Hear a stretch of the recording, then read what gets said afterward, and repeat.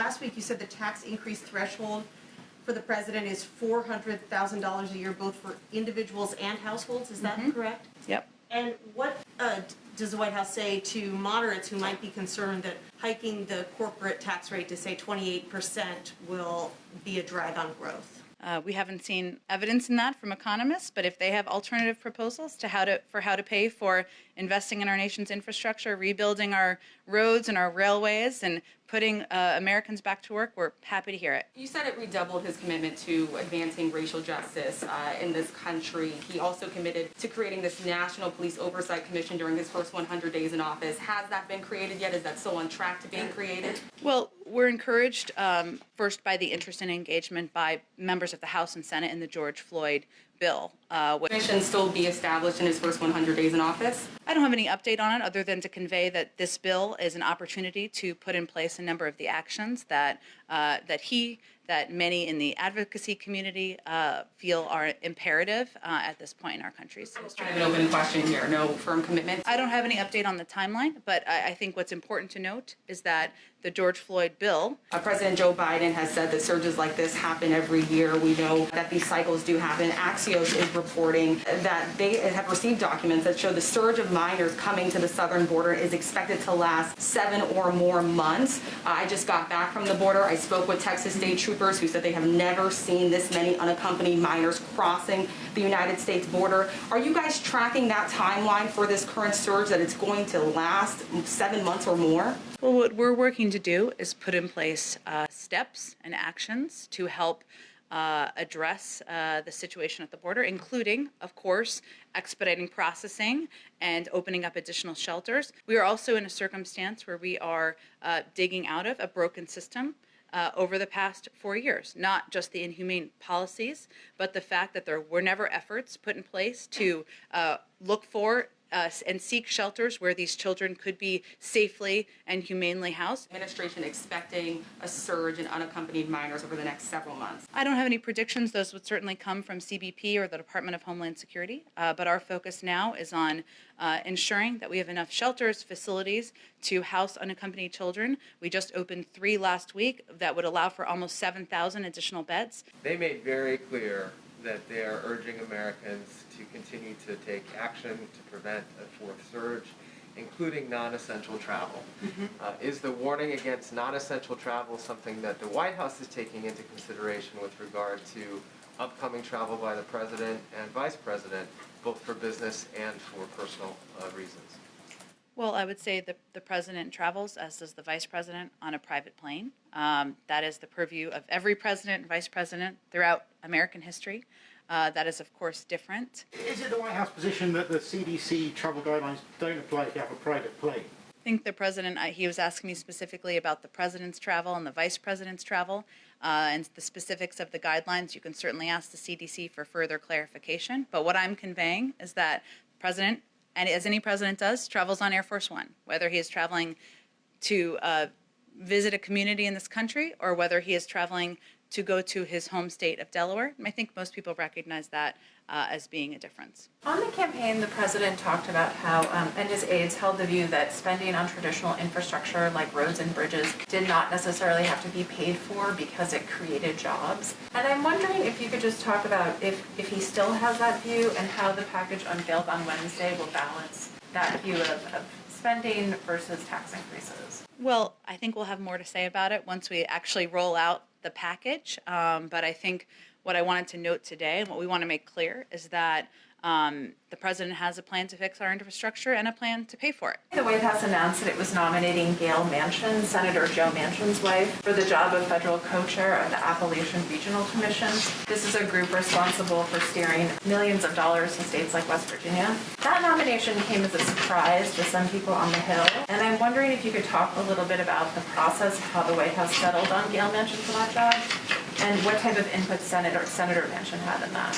I'll have to follow up with our personnel team on the exact process there, but we can do that for you after the briefing. I've heard some talk about the sponsor families for the children who are in the care of HSS. Any idea of how that's going to be set up and the vetting process for some of these sponsor families? Some of them may be family members, as we've heard, but it's been a question as to who are the sponsors that would take them in and how will that work? So one of the issues we've been trying to address is that they shouldn't all be treated exactly the same. And obviously, if it's a mother or a father or a biological family member, that's different. Do you have an update on whether the Vice President plans to travel to Central America or to the border as part of her looking into the root causes of the immigration problem? I don't have an update on her travel, but since you give me the opportunity, it's important to understand and know that she is focused on addressing root causes in the region. And so travel, I would expect, would be there, the border, and expediting processing at the border, opening shelters, ensuring we're moving kids out of Border Patrol facilities. That is really under the purview of the Department of Homeland Security and HHS. And they will all work together, but the Vice President's focus is on the region, root causes, and engaging with governments directly. Hi, everyone. Hello. Okay, a couple items for all of you at the top. First, welcome Andrew Bates, our new Deputy Press Secretary. Anyone who covered the Biden campaign knows Andrew quite well. And he just joined our team after staying on the transition for the last 2 months. Okay, this Wednesday, the President will be laying out the first of two equally critical packages to rebuild our economy and create better paying jobs for American workers. He'll talk this week about investments we need to make in domestic manufacturing, R&D, the caregiving economy, and infrastructure. In the coming weeks, the President will lay out his vision for a second package that focuses squarely on creating economic security for the middle class through investments in childcare, healthcare, education, and other areas. Throughout this process, we look forward to working with a broad coalition of members of Congress to gather their input and ideas and determine the path forward, create good jobs, and make America more competitive. I also note that he's doing this in Pittsburgh, where he launched his campaign for the presidency just 2 years ago. Today, the CDC also announced a 90-day extension of the federal eviction moratorium. The news was out earlier today. The moratorium was scheduled to expire on March 31st and is now extended through June 30th. The President is committed to supporting renters and small landlords through the COVID-19 crisis. Essential to that effort is, of course, the American Rescue Plan, which delivers an additional $21.5 billion in emergency rental assistance to help millions of families keep up on rent and remain in their homes. This, of course, is an act that included coordination from the Treasury Department, from HUD, from the USDA, the CFPB, and the FTC. They're all coordinating efforts. Today, the White House convened leaders from across the administration and is taking coordinated steps to announce a set of bold actions that will catalyze offshore wind energy and create good-paying union jobs. The President recognizes that a thriving offshore wind industry will drive new jobs and economic opportunity up and down the Atlantic coast, in the Gulf of Mexico, and in Pacific waters. We just released a fact sheet on this announcement, pretty detailed. The Department of Interior, Energy, and Commerce announced a shared goal to deploy 30 gigawatts of offshore wind in the United States by 2030, while protecting biodiversity and protecting ocean co-use. Meeting this target will trigger more than $12 billion per year in capital investment in projects on both U.S. coasts, create tens of thousands of good-paying union jobs, with more than 44,000 workers employed in offshore wind by 2030, and nearly 33,000 additional jobs in communities supported by offshore wind activity. It will also generate enough power to meet the demand of more than 10 million American homes and avoid 78 million metric tons of carbon emissions. Additionally, the U.S. Department of Treasury's Maritime Administration today is announcing a notice of funding opportunity for port authorities and other applicants to apply for $230 million for port and intermodal infrastructure-related projects through the Port Infrastructure Development Program. Last item is I have an update for you on the flooding that has occurred in the Tennessee Valley. The Department of Homeland Security and media sources report 4 fatalities and over 150 rescued in the Tennessee Valley as heavy rainfall swamped the area, flooding homes and roads, including parts of Nashville. The President and the White House continue to monitor the situation very closely and stand at the ready should any federal assistance be requested or required. At this time, no requests for federal assistance have come in.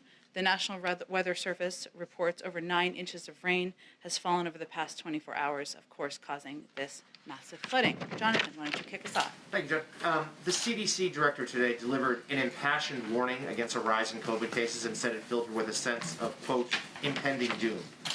We are seeing cases rise in many states.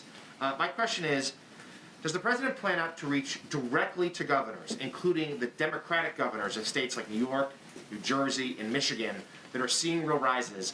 Does he plan to ask them to slow down or pause them reopening their states? Well, Jonathan, we are in very close touch with governors of those states and states across the country, not only through our weekly governor's call that is led by our COVID coordinator, but through calls and engagements that happen through the course of the week and through the course of every day. And the president has not held back in calling for governors, leaders, the American people to continue to abide by the public health guidelines, whether they are mask mandates on federal land and buildings or on interstate travel, whether it's encouraging people to hand wash and abide by social distancing. He will continue to do that through all of his engagements and, of course, through calls he has with local officials. But we are in very close touch with leaders across the country. My follow-up to that is simply, this is probably the most precarious moment the country's had in terms of the virus since the president took office, according to the CDC director today. Will the president not take that additional step to get to talk to governors and ask them to slow down reopenings? Well, Jonathan, the president uses every opportunity he can, whether it's publicly, through every interview, through nearly every public engagement he has. He has remarks later this afternoon, as you know, on COVID, providing an update on our effort to defeat the virus. He also does that through private engagements as well. But there are a range of officials at very high levels who are in touch with governors and leaders across the country who will continue to emphasize the need to abide by public health guidelines. And one other topic. Earlier, Majority Leader Schumer is making the case that budget reconciliation can be used once more in the fiscal year of 2021. If the Senate parliamentarian agrees with his argument, this could be used a couple more times over the next year or so. Does the White House support that move, and what would it mean for the president's agenda? Well, the White House and the president will leave the mechanics of bill passing to Leader Schumer and other leaders in Congress. Our focus is on proposing an ambitious agenda to invest in infrastructure, to help caregivers across the country, to ensure that we are doing more to help Americans get through this challenging period of time. Go ahead. Thanks, Jen. On infrastructure, since the president is set to unveil his proposal in a couple of days now, what is his current thinking or his economic advisor's current thinking on how much of this package needs to be paid for with tax revenue? Well, the president has a plan to fix the infrastructure of our country. We're currently 13th in the world. No one believes we should be there. And he has a plan to pay for it, which he will propose. But right now, once he proposes that, our focus is also on having that engagement and discussion with members of Congress. If they share a goal of building our infrastructure for the future but don't like the way he's going to propose to pay for it, we're happy to look at their proposals. If they don't want to pay for it, I guess they can propose that too. Maybe they don't support infrastructure spending. So the president has an ambitious goal. The most important thing is to figure out how to put forward the investments that are much needed in our infrastructure. What's irresponsible is not to address the urgent needs of that investment, but the means and mechanisms of paying for it. We look forward to presenting his plans, but also hearing proposals for others who may have a difference of view. Is there a concern that if you don't pay for enough of it, that it'll have a drag on the economy, specifically by increasing the debt and deficit? Well, again, he's going to have a plan to pay for it. I'm sure that if there are proposals out there that are differing from his in terms of what they will cover, we'll have that discussion. But he, of course, believes that investing in our infrastructure, continuing to create good-paying union jobs is front and center. But he also believes that we have an opportunity to rebalance, to address our tax code that is out of date, and some could pay more in our country that are not currently. And on that front, just a clarification, last week you said the tax increase threshold for the president is $400,000 a year, both for individuals and households, is that correct? Yep. And what does the White House say to moderates who might be concerned that hiking the corporate tax rate to, say, 28% will be a drag on growth? We haven't seen evidence in that from economists, but if they have alternative proposals to how to pay for investing in our nation's infrastructure, rebuilding our roads and our railways, and putting Americans back to work, we're happy to hear it. And then finally, on the vaccine, Andy Slavitt talked about the idea of a vaccine passport. In the COVID briefing this morning, he said it's primarily going to be spearheaded by the private sector, but what's the president's position on whether, once the vaccine is more readily available, businesses should be able to tell employees who don't want to get the vaccine for whatever reason that they can't come back into the workplace, or that airlines could reject people from getting on the plane if they have decided not to get a vaccine? Well, we're going to provide guidance, just as we have through the CDC. There's currently an interagency process that is looking at many of the questions around vaccine verification. And that issue will touch many agencies, as verification is an issue that will potentially touch many sectors of society, as you have certainly alluded to. That's guidance we'll provide. We expect, as Andy Slavitt, I think, alluded to, that a determination or development of a vaccine passport, or whatever you want to call it, will be driven by the private sector. Ours will more be focused on guidelines that can be used as a basis. And there are a couple key principles that we are working from. One is that there will be no centralized universal federal vaccinations database and no federal mandate requiring everyone to obtain a single vaccination credential. Second, we want to encourage an open marketplace with a variety of private sector companies and nonprofit coalitions developing solutions. And third, we want to drive the market toward meeting public interest goals. So we'll leverage our resources to ensure that all vaccination credential systems meet key standards, whether that's universal accessibility, affordability, availability, both digitally and on paper. But those are our standards. It's currently going through an interagency process. We'll make some recommendations, and then we believe it will be driven by the private sector. And when do you anticipate those guidelines will come out? I don't have a timeline to provide you at this point, but it's obviously something we're working through, and we want to provide that clarity to the public. Go ahead. I want to talk about George Floyd. Will the president be watching or receiving updates on Derek Strauben's trial today? And has he been in touch with George Floyd's family in the lead up to the trial? Well, he certainly will be watching closely, as Americans across the country will be watching.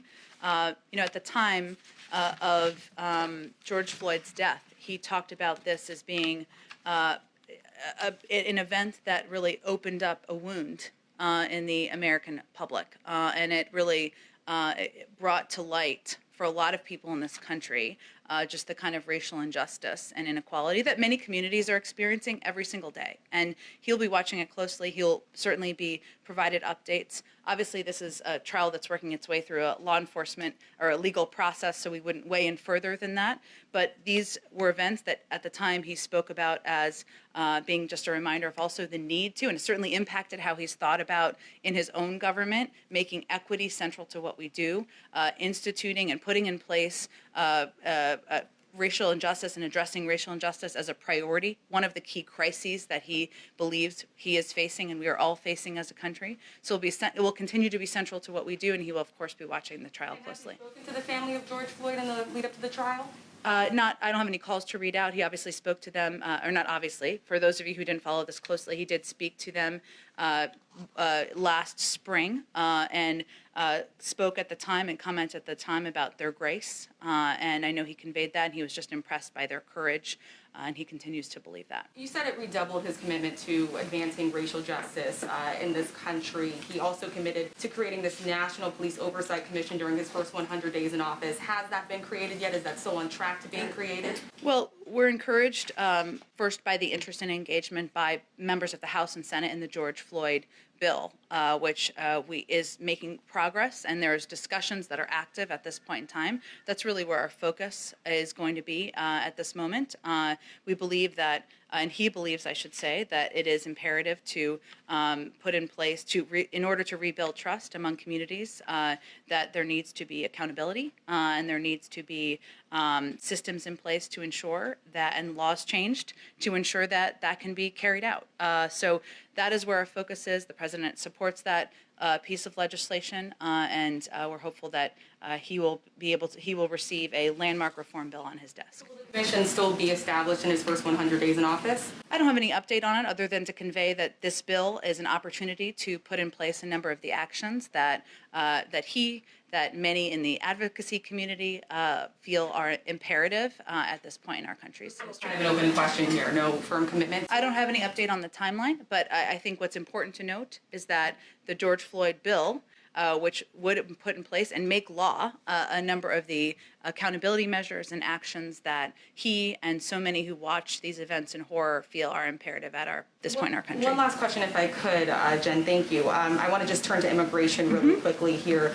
President Joe Biden has said that surges like this happen every year. We know that these cycles do happen. Axios is reporting that they have received documents that show the surge of minors coming to the southern border is expected to last 7 or more months. I just got back from the border. I spoke with Texas state troopers who said they have never seen this many unaccompanied minors crossing the United States border. Are you guys tracking that timeline for this current surge, that it's going to last 7 months or more? Well, what we're working to do is put in place steps and actions to help address the situation at the border, including, of course, expediting processing and opening up additional shelters, but also reinstituting policies like the Central American Minors Program to encourage young people to apply in their country and not make that treacherous journey. We are also in a circumstance where we are digging out of a broken system over the past 4 years, not just the inhumane policies, but the fact that there were never efforts put in place to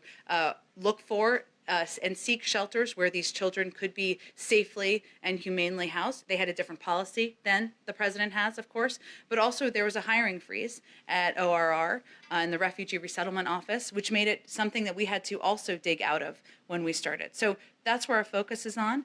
We are hopeful that as we put these in place, these measures, we can help to address and stem the challenges at the border. Just quick follow-up, just for an answer here. Is the administration expecting a surge in unaccompanied minors over the next several months? I don't have any predictions. Those would certainly come from CBP or the Department of Homeland Security. But our focus now is on ensuring that we have enough shelters, facilities to house unaccompanied children. We just opened 3 last week that would allow for almost 7,000 additional beds. So that's what our focus is in at this point in time. We'll leave the projections to other agencies.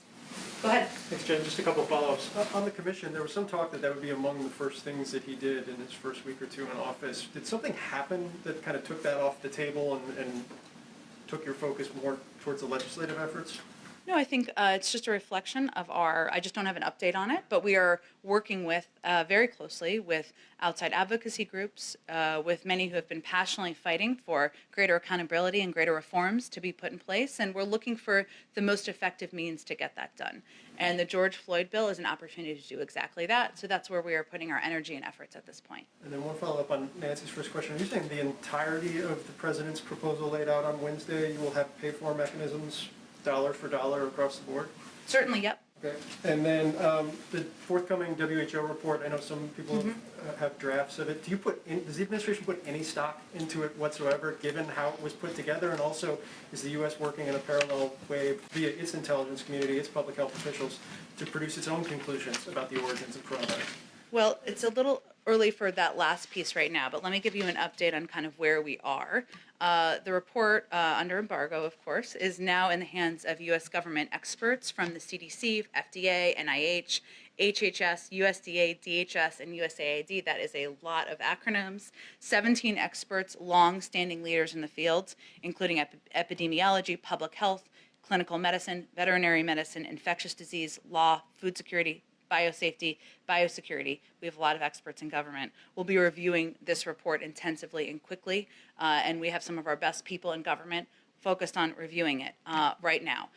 We are also communicating closely with our partners and allies around the world to share our ongoing concerns, which we have stated in the past, of course, about the process and our scientific analysis of the report itself once these individuals have concluded their review.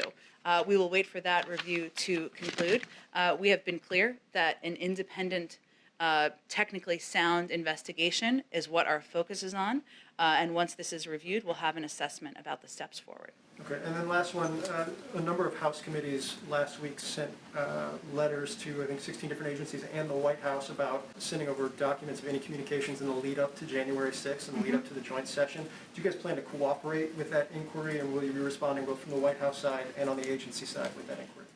I'm sure we will be cooperating with Congress, but I also know there are many documents that some believe we have here that may not be here. They might be in the archives, so I think we'll have to look and see what documents they are. I'll talk to our counsel's office and see what our expectation is at this point in time. Thanks, sir. Go ahead. Two questions, Jen. On the campaign, the president talked about how, and his aides held the view that spending on traditional infrastructure like roads and bridges did not necessarily have to be paid for because it created jobs. And I'm wondering if you could just talk about if he still has that view and how the package unveiled on Wednesday will balance that view of spending versus tax increases. Well, I think we'll have more to say about it once we actually roll out the package. But I think what I wanted to note today and what we want to make clear is that the president has a plan to fix our infrastructure and a plan to pay for it. But we are also open to having that discussion, and we certainly expect to have the discussion with members of Congress as we move forward about areas where they agree, where they disagree, where they would like to see greater emphasis or not. So we'll look forward to having that conversation once the plan's announced on Wednesday. And just one more thing. On Friday, the White House announced that it was nominating Gail Manchin, Senator Joe Manchin's wife, for the job of federal co-chair of the Appalachian Regional Commission. This is a group responsible for steering millions of dollars to states like West Virginia. That nomination came as a surprise to some people on the Hill, and I'm wondering if you could talk a little bit about the process of how the White House settled on Gail Manchin for that job, and what type of input Senator Manchin had in that. I'll have to follow up with our personnel team on the exact process there, but we can do that for you after the briefing. Go ahead, Jeff. Thanks, Jen. The ship that was stuck in the Suez Canal has been freed. I'm sure the White House has been monitoring that. Do you have any sense of what economic impact that week-long, little bit more than week-long event is going to have? Well, my understanding is it's been freed, but it's not yet open, right, the canal, and that will still happen, and there are, of course, ships waiting to pass through the canal. We, of course, are monitoring and will be assessing the impact, but I don't have anything to update you on that from here. Okay. Wonky question alert. Okay. I like the preview. The stocks are falling today because on Wall Street because of the default of a hedge fund.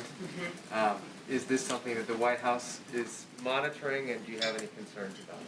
I would send you to the SEC on that for any further comments, but we, of course, are monitoring as an administration. Less wonky, do you have any updates on the White House's thinking about sanctions against Myanmar and reaction to the latest deaths and killings there? Sure. Let me give you a reaction, and also because we haven't talked about this that much in here recently, an update on some of our recent actions. We're deeply concerned by the recent escalation of violence against peaceful protesters in Burma. Burmese security forces are responsible for hundreds of deaths in Burma since they perpetrated a coup on February 1st. We condemn this abhorrent violence against the Burmese people. Their Burmese junta continues to use lethal force against its own people. Last week's killing of children is just the most recent example of the horrific nature of the violence perpetrated by the military regime. We continue to make clear that we will impose costs on the military regime for the deadly violence against peaceful protesters and the suppression of human rights. Today, USTR announced the suspension of all U.S. engagement with Burma under the 2013 Trade and Investment Framework Agreement, effective immediately. The suspension will remain in effect until the return of democratically elected government. Additionally, the sanctions on military-owned holding companies, MEC and MEHL, were we announced last week, are the most significant action since the February 1st coup to impose costs on the military regime. We've also announced a number of actions by the Department of Commerce, new export controls on Burma, and added 4 Burmese entities to the entity list in response to the military coup and violent crackdowns. We, of course, continue to work with our allies and partners and like-minded institutions as we condemn the actions of the military, call for the immediate restoration of democracy, and hold those who seized power accountable. Very last one, also as a follow-up to the CDC and White House briefing this morning on COVID, they made very clear that they are urging Americans to continue to take action to prevent a fourth surge, including non-essential travel. Is the warning against non-essential travel something that the White House is taking into consideration with regard to upcoming travel by the President and Vice President, both for business and for personal reasons? Well, I would say the president travels, as does the vice president, on a private plane. That is the purview of every president and vice president throughout American history. That is, of course, different than traveling on a commercial flight and going to mass events. As you know, the president is not hosting rallies, nor is the vice president. We take the role of being models quite seriously, but I think most Americans would recognize the difference. Go ahead. Thanks, Jen. Just on clarification on the pay for question. Sure. When you said that it would be paid dollar for dollar, that the infrastructure component would be paid for dollar, were you applying that also to the entirety of the package that'll be released both Wednesday and in April? Or I just want to make sure we're understanding what will be paid for. Well, I think we're focused right now, I should say, on the Wednesday proposal. Obviously, there's still more that's being worked through, but I can, for the proposal later in the month, I should say next month, which is still being working its way through our economic team, but I can assure you that when the president lays out his infrastructure plan, he will also lay out a plan to pay for it, but is, again, open to ideas and proposals from members of Congress if they have a difference of view. And there was an op-ed in the New York Times today by a well-known virologist with the title, "We Can't End the Pandemic Without Vaccinating Kids." The argument is basically that over time there will be mutations that could be more dangerous for children. What is the administration doing to prepare for the possibility of vaccinating children? And does the president have a specific time period for when he would like to see children begin to get the vaccine? Well, we leave that to our health and medical experts and the FDA process, and CDC, I should say, process of outlining guidelines for when it is safe to utilize the 3 approved vaccines, or which one is the best for children. So we will rely on the advice and counsel of our health and medical experts on that front. And just one more, when should we expect the president to announce his next slate of judicial nominees? I don't have a preview or an update for you. Stay tuned. Can you just say, can you give us any insight into the process behind the scenes about who's leading that process internally? How are you coming up with the slate? I think there are 68 or so vacancies right now. I can convey that the president wants to nominate people who are qualified, who have a breadth of experience, who bring perspective to these roles, and obviously he seeks to meet his own bars of diversity when he's nominating any individuals to serve in his administration. But we'll look forward to discussing further at the point when we're ready to announce nominees. Go ahead. If I could just quickly follow up on Jeff's question. Sure. Is it the White House position that the CDC travel guidelines don't apply if you have a private plane? I think the president, he was asking me specifically about the president's travel and the vice president's travel and the specifics of the guidelines. You can certainly ask the CDC for further clarification. But what I'm conveying is that the president, and as any president does, travels on Air Force One, whether he is traveling to visit a community in this country or whether he is traveling to go to his home state of Delaware. And I think most people recognize that as being a difference. But if I could ask a foreign policy question, actually. Sure. Ethiopia. Senator Coons recently travelled to Addis on behalf of the president. Since then, we've seen Prime Minister Abiy announce plans for the withdrawal of Eritrean troops from Tigray. Do you have some reaction on that? And is that something that President Biden was demanding? Well, first, we are grateful to Senator Coons for traveling to Ethiopia on behalf of President Biden. We appreciate the time and the deliberation of the Prime Minister, I should say. We're encouraged by the Prime Minister's announcement that the government of the state of Eritrea has agreed to withdraw its forces from Ethiopia. The immediate and complete withdrawal of Eritrean troops from Tigray will be an important step in de-escalating the conflict and restoring regional peace and stability. We hope both governments will make good on this commitment on the ground urgently. Certainly it was a part of the discussion that Senator Coons traveled there to communicate about. And if I may, just quickly on the President's health, he last released a comprehensive health report in 2019 during the campaign. Mm-hmm. Can we expect him to make a trip to Walter Reed soon for his physical, and will he commit to releasing a comprehensive health report in the near future? Absolutely. I don't have a timeline, but absolutely we will do that, and I'll check and see when he's due to go back to the doctor. Go ahead. Hi, Jen Psaki, Rachel Sutherland, Fox News Radio. Hi, Rachel. Wanted to follow up on Juan Gonzalez's recent trip to Guatemala. Mm-hmm. And what kind of progress is made? I understand that Ambassador Jacobson also went to Mexico, maybe to Guatemala as well. Mm-hmm. What kind of progress on addressing the root causes of mass migration can you give us? Well, I think this was their first trip. We just announced an envoy as well to the region, which shows our focus and emphasis on addressing the root causes. And of course, the Vice President of the United States will be helping lead that effort, specifically the root causes, not the border. There's some confusion over that. I know we did a readout after the meetings and the trips last week. I don't have an additional readout for you, other than to convey that we know this will be a diplomatic process. Our view is it's not if, but when we work through with these countries, the best ways we can work together to address root causes. And the president has also proposed an immigration bill that includes $400 billion in funding to help address the root causes as well and help ensure that families and individuals who are making this trip are incentivized to stay in their countries. Just one more here. I've heard some talk about the sponsor families for the children who are in the care of HSS. Any idea of how that's going to be set up and the vetting process for some of these sponsor families? Some of them may be family members, as we've heard, but it's been a question as to who are the sponsors that would take them in and how will that work? So one of the issues we've been trying to address is that they shouldn't all be treated exactly the same. And obviously, if it's a mother or a father or a biological family member, that's different. There are a number of steps, vetting steps that are taken. Is that what you're asking about? Yeah. That are Who taken? these people that are going to be taking in the children?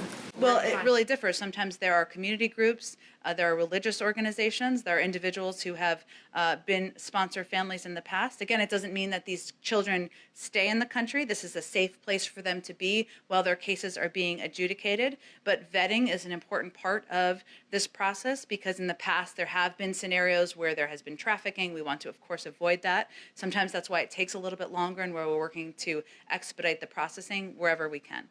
Follow up if someone wants to sponsor a child? Any place to go for that? If, say, they're interested? I'm sure we can get you the information for the Department of Homeland Security, Health and Human Services, and the program that they are running. And a lot of it is through local organizations and community groups as well. Go ahead. Thanks, Jen. On Georgia's new laws restricting voting, President Biden called them last week I think the most pernicious thing.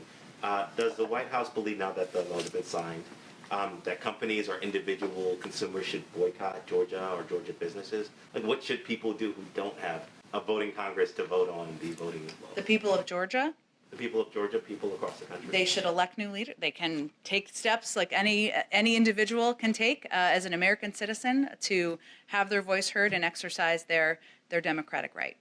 But does he believe that that people should boycott? There are increasing calls for them. That's not a call we're making from here. Go ahead. Thank you, Jen. The Vice President has said before that the exodus of women leaving the workforce during the pandemic is a national emergency. The President has said that we're dealing with an acute, immediate childcare crisis in America. I know that childcare is a part of his infrastructure initiative, and Wednesday we will hear more about his physical... In April, you'll hear more. Well, I guess that's my question. Why aren't we hearing more about this first before the physical infrastructure needs, given that it's such an emergency and given that we're in a situation right now where women are where families are in desperate need of child care assistance? Well, the president and the vice president agree. That's why they pushed so hard to get the American Rescue Plan passed that ensured that millions of families could get funding through the child tax credit, could get $1,400 checks out to a large number of families across the country, 100 million which have already gone out. Why the earned income tax credit was something he fought to have in there as well. But he believes that that's not enough and we need to do more. And so he's looking forward to, in a couple of weeks, laying out more specifics of his plan to do exactly that. Go ahead. So the White House Office of Science and Technology Policy announced this formation of a task force to investigate past tampering with science decisions in the White House. And I'm wondering what was sort of the thinking behind forming that task force, and what do you guys hope to find or accomplish with it? Well, the president issued a memorandum on scientific integrity and evidence-based policymaking, directing agencies to make evidence-based decisions guided by the best available science and data. And so this task force will be taking a whole of government approach to reinstate science across federal agencies and ensure that it is part of how decision-making is made. They're going to examine policies that were antithetical to that mission over the last 4 years, and also look ahead and ensure it's integrated as we move forward. We're just inaugurating that process, and it's just as evidence that the president believes that scientific integrity matters, and it should be central to how we approach governing. Is there a punitive aspect to it? Like, are you trying to find wrongdoers and punish them in some way, or? I think the focus is on ensuring that our policies moving forward, that policies that are not meeting that bar, that are still in place, are changed, and that we institute this as central to how we approach policymaking in our agencies across government moving forward. Okay, and one more. Do you have an update on whether the Vice President plans to travel to Central America or to the border as part of her looking into the root causes of the immigration problem? I don't have an update on her travel, but since you gave me the opportunity, it's important to understand and know that she is focused on addressing root causes in the region. And so travel, I would expect, would be there, the border, and expediting processing at the border, opening shelters, ensuring we're moving kids out of Border Patrol facilities. That is really under the purview of the Department of Homeland Security and HHS. And they will all work together, but the Vice President's focus is on the region, root causes, and engaging with governments directly. So if she were to travel, it would be to Central America or something like that? That would be my expectation, but I don't have any travel to preview at this point in time. Go ahead in the back. To the bloodshed in Myanmar, what is China's role in the crisis of Myanmar, and what do you expect Peking or Beijing to do? What do we expect Beijing to do? Well, certainly, when we engage with partners in the region, China is one of those countries, of course, in the region.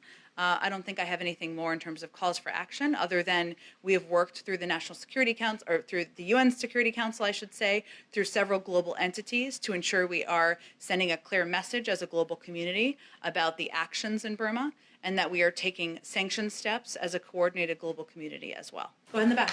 Thank you, Jen. Two foreign policy questions Sure. and a third one for a colleague. On Yemen, U.S. Envoy Linder King is currently in Oman and having discussions in order to promote a lasting peace and ceasefire in Yemen. How are these discussions have been going? Well, I know that he's spent a fair amount of time on these discussions and working on addressing and stemming the humanitarian crisis, but also working toward some element of a ceasefire, of course, in the region. I would point you to the State Department, where he works directly for any update on the discussions. We're, of course, receiving updates here as well. And the second one is on Iran. Now that they've signed this long-term agreement with China, does the administration still have the same policy towards Iran, especially in terms of returning to the nuclear deal? And is the president willing to partially lift some sanctions on Iran in exchange of its return to the nuclear deal? That's not under consideration. We remain hopeful and focused on returning to a diplomatic approach in partnership with members of the P5+1. China is, of course, a member of that. And we, of course, will take a look at and ensure that any sanctions that need to be implemented would be as it relates to this package, but we haven't looked at the specific agreement yet at this point in time. So our approach remains the same, and nothing has changed about our approach. The president said that he's been concerned about it for years. What did he mean by that, and how concerning is this for the administration? Concerned about, I know he was asked a question yesterday. Between China, the 25 years long-term agreement between China and Iran? Well, China has been a member of the P5+1, an important partner as it related to getting the deal passed to begin with. Certainly would be an important partner as we look ahead to a diplomatic approach. At this point in time, we're still working through those steps and don't have an update on the engagement. Thank you, Jen. And my colleague's question is on North Korea. Now that the president said that he's, quote, prepared for some form of diplomacy with North Korea. Does this include sitting with President Kim Jong-un? I think his approach would be quite different, and that is not his intention. Thank you. Thank you. Thanks, everyone. Okay.